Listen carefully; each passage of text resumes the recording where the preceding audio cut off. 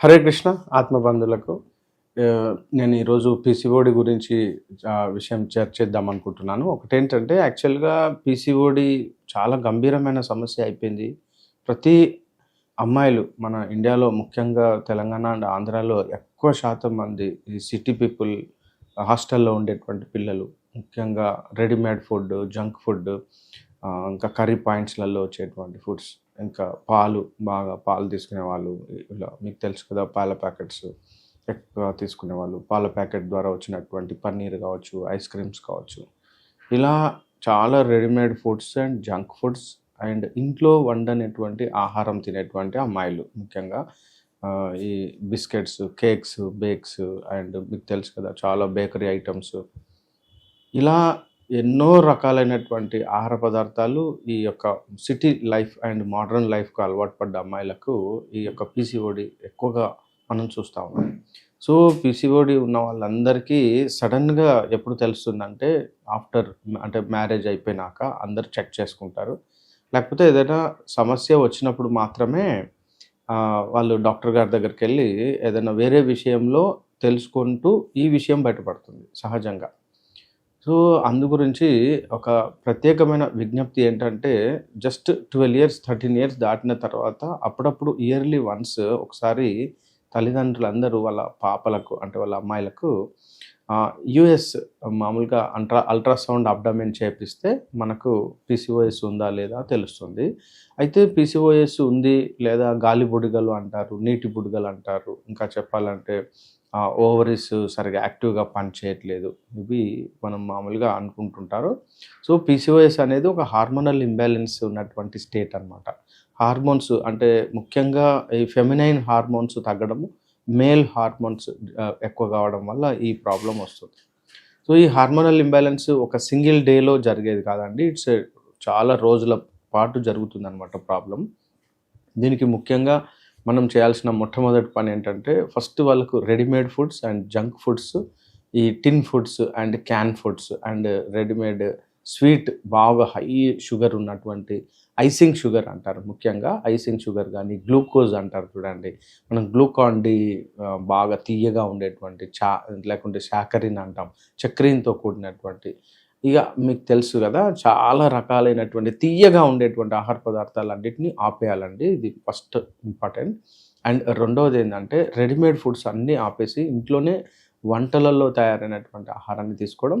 మూడవది నూనెలో నుంచి వచ్చినటువంటి ఆహార పదార్థాలు మాక్సిమం మానేయాలి. బరువును మనము కంట్రోల్ చేసుకోవడం. అంటే ఎక్కువగా కార్బోహైడ్రేట్స్ వాటిని తగ్గించి, ఎక్కువగా protein supplement and fat supplements తీసుకోవాలి.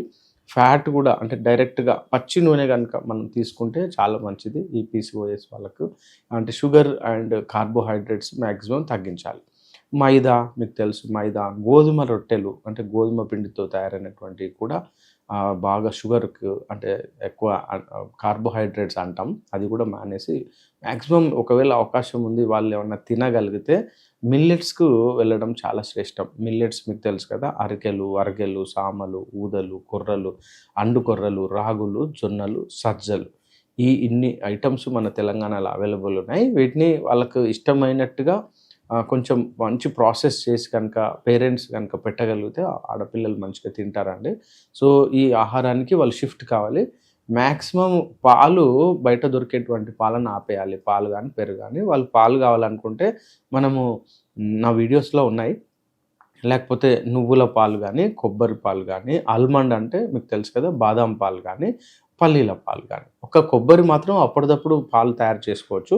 మామూలుగా కొబ్బరిని బాగా కోరి అంటే గ్రేటింగ్ చేసి, బాగా దాన్ని గ్రైండ్ చేసి కొన్ని నీళ్ళు కలిపి మనం ఒక గుడ్డలో గనుక వడగట్టితే మనకు పాలొస్తాయండి. ఆ పాలను కొంచెం గోరువెచ్చగా చేసి తాగిపియొచ్చు.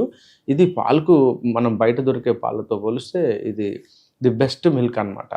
మీరు కాకపోతే పెరుగు తోడుకోదు. ఈ 4 రకాల పాలు పల్లీలైనా గూడా వాటిని 24 అవర్స్ ముందు నానబెట్టాలి.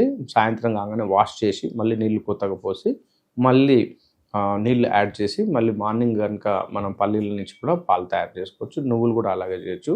ఆల్మండ్ కూడా. సో, ఆల్మండ్ అంటే బాదాం అంటాం. సో, ఈ బాదాము పొట్టు తీసి మనము పాలు తయారు చేయొచ్చు. ఇది పాలను వాళ్ళకి అలా ఇవ్వచ్చు. పాలు కావాలి అనుకున్న పిల్లలకు. సో, హాస్టల్‌లో ఉన్నటువంటి పిల్లలకైతే చాలా కష్టమండి. వాళ్ళ పరిస్థితి ఏంటంటే రెడీమేడ్ ఫుడ్డే ఉంటుంది. మాక్సిమం మన అబ్జర్వేషన్ ఏందంటే హాస్టల్‌లో ఉన్నటువంటి పిల్లలకు ఈ ప్రాబ్లమ్ చాలా ఎక్కువగా ఉంది. సో, వాళ్ళ పరిస్థితి మాక్సిమం ఏం చేయాలంటే రైస్ ఐటెమ్‌ను తగ్గించి దోస, ఇడ్లీ అట్లాంటివి తగ్గించి కార్బోహైడ్రేట్స్‌ను తగ్గించి protein supplements and protein food అంటే కూర ఎక్కువ తీసుకోవడము, లేకుంటే పప్పు ఉంటే పప్పు ఎక్కువ తీసుకోవడం, రైస్ ఐటము, షుగర్ ఐటమ్స్‌ను పూర్తిగా మానేస్తే వాళ్ళకి రావడానికి అవకాశం ఉంది. ఆయుర్వేదంలో చాలా అద్భుతమైనటువంటి ట్రీట్మెంట్ విధానాలున్నాయి. సో, ది బెస్ట్ ట్రీట్మెంట్ ఏందంటే అశోకారిష్టం అని ఒక టానిక్ దొరుకుతుంది. అశోకారిష్టం ఇది కొంచెం స్మెల్‌గా ఉంటుంది. అది కొంచెం బాగా అనిపించదు. ఆ టానిక్ అనమాట. సో, దీన్ని నిలువ చేయడానికి సెల్ఫ్ ఫెర్మెంటెడ్ ఆల్కహాల్ తయారు చేస్తుంది. ఆ టానిక్‌లో కొంచెం ఆల్కహాల్ స్మెల్ అనిపిస్తుంది. అది కొంచెం తట్టుకోగలిగితే దీన్ని మించినటువంటి టానిక్ లేదండి. అశోకారిష్టం. సో, ఈ అశోకారిష్టము ఉదయము 15 ఎంఎల్, సాయంత్రం 15 ఎంఎల్ గోరువెచ్చని నీళ్ళలో ఒక పెద్ద గ్లాస్ అంటే 200 ఎంఎల్ గానీ, 100 ఎంఎల్ వాటర్‌లో కలిపితే ఆ స్మెల్ రాదు. ప్లస్ మనకు చాలా ఈజీగా ఉంటుందనమాట తాగడము. తాగిన తర్వాత వాసన రాకుండా ఉంటుంది. ఇది గనుక అశోకారిష్టం గనుక వాళ్ళు కంటిన్యూయస్‌గా అప్ టు ఒక 2, 3 మంత్స్ వరకు రెగ్యులర్‌గా గనుక తీసుకుంటే తొందరగా రికవర్ కావడానికి అవకాశం ఉంది. వాళ్ళలో మళ్ళీ ఫెమినైన్ హార్మోన్స్ రావడం మరియు పీసీఓఎస్ తగ్గడం, వాళ్ళకి న్యాచురల్‌గా పీరియడ్స్ రెగ్యులర్ కావడం జరుగుతుంది.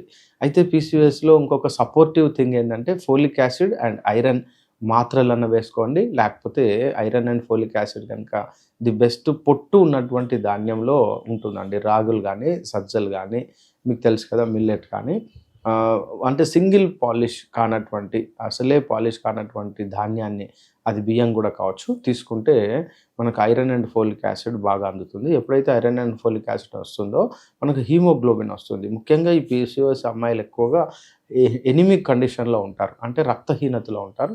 ఒకవేళ ఇంట్లో ఉన్నటువంటి పిల్లలనుకోండి వాళ్ళకు అంటే నువ్వుల లడ్డు గానీ, బెల్లంతో కూడిన నువ్వుల లడ్డు గానీ, పల్లీల లడ్డు గానీ మీకు తెలుసు కదా! సజ్జలతో తయారు చేసినటువంటి లడ్డు అట్లా మనము బెల్లంతో కూడింది గనుక ఇస్తే రోజు ఒక చిన్న క్వాంటిటీలో ఇస్తే చాలా తొందరగా రికవర్ కావడానికి అవకాశం ఉంది. సో, మీకు తెలుసు కదా! ఇప్పుడు ఇంకొకటి కూడా నేను చెప్తాను. ఇది అంటే ఎలా చెప్పొచ్చంటే ఆహ్, శతావరి అని ఉంటుంది. శతావరి చాలా అద్భుతమైనటువంటి మూలిక ఇది. ఈ శతావరి పౌడర్ కూడా దొరుకుతుంది. లేకపోతే శతావరిని గ్రాన్యూల్స్ చేసినటువంటి చాలా కంపెనీలున్నాయి. జస్ట్ లైక్ బూస్ట్ లాగా. దాన్ని నీళ్ళల్లో గాని కలుపుకోవచ్చు. ఇప్పుడు నేను చెప్పినటువంటి పల్లీల పాలు కానీ, లేకపోతే నువ్వుల పాలు కానీ గనుక మనం దాంట్లో గనుక కలుపుకొని శతావరెక్స్ అని దొరుకుతుంది. దూత్ పాపేశ్వర్ వాళ్ళది కూడా దొరుకుతుంది. సో, కంపెనీ అనమాట దూత్ పాపేశ్వర్. ఇట్లా మీరు ఈ శతావరెక్స్ ఆర్ శతావరి పౌడర్‌ను కూడా ఈ అశోకారిష్టంతోటి రెగ్యులర్‌గా తీసుకుంటే లైఫ్ లాంగ్ ఈ శతావరిక్స్ అంటే శతావరి తీసుకోవచ్చండి. చాలా బాగా పనిచేస్తుంది. హరే కృష్ణ.